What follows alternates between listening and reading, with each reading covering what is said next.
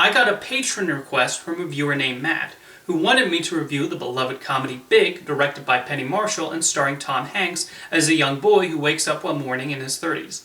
I've seen the movie a few times before, and I even have the Blu-ray, so I was definitely happy to revisit it and talk about what makes it work. Big is definitely one of those films that managed to succeed thanks to many of the participants involved in its production. It's a simple and maybe not entirely original premise, but the filmmakers were able to make something funny and heartwarming. In fact, Marshall and the other people responsible for Big were actually concerned that the premise would sink the film. When the movie opened in June 1988, it was the fourth in a string of body-swapping comedies released by Hollywood studios in the span of a few months, the others being 18 Again, Vice Versa, and Like Father Like Son. However, it says something about Big that is the movie far more people remember, although I cannot speak to the quality of the other films. The screenplay for Big was co-written by Gary Ross and Anne Spielberg, who is Steven Spielberg's sister. Her big brother even considered directing the film, but in the end only offered a few notes and words of encouragement. While Ross has since become a major director on movies like Pleasantville, Seabiscuit, and The Hunger Games, Anne Spielberg surprisingly has not had any writing credits since Big. I have not been able to find any information why though. Hiring Tom Hanks was another important factor, as you had to believe he is the grown-up version of Josh Baskin. The movie does a good job of setting Josh up in the beginning, including why he wants to become big. When he becomes Tom Hanks, you do buy this is the young boy we just met. It's a great performance that produces laughs from the way he behaves, but we also see the part of him that is scared of this predicament he's in. The best scenes in Big are when he's just having fun and trying his best to make do with suddenly being an adult. A highlight of the movie is the famous piano scene at f.a.o. Schwartz. It's just a really nice scene of him and his toy company boss, Mr. McMillan, having fun and bonding. We understand exactly why McMillan develops a respect for Josh and gives him that impressive promotion.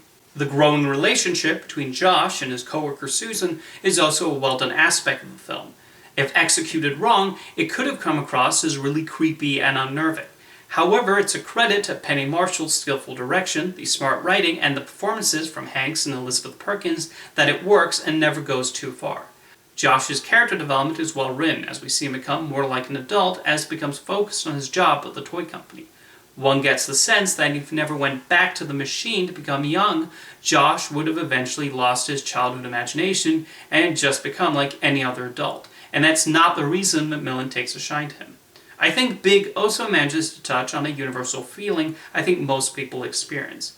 When you're a child, you look forward to growing up because you think you'll then have more freedom. However, once you become an adult and deal with the stresses and problems that entails, a part of you wishes you could go back to being a child when you didn't have to worry about those things.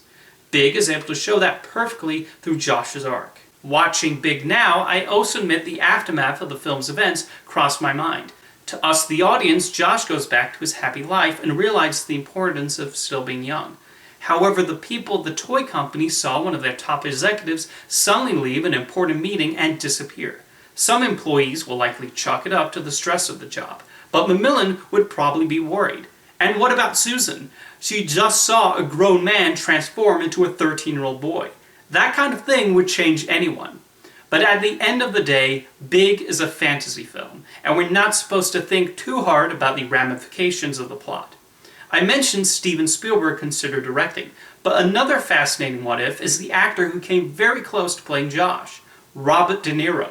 He was actually the first actor to accept the role when the script was sent out to possible leads, and it certainly would have been a departure from his usual characters and likely would have resulted in a slightly different movie. But according to Marshall, 20th Century Fox did not think he was the right fit, and so he dropped out and Tom Hanks signed on. Anyway, let me know your thoughts on Big, and thank you for the request, Matt.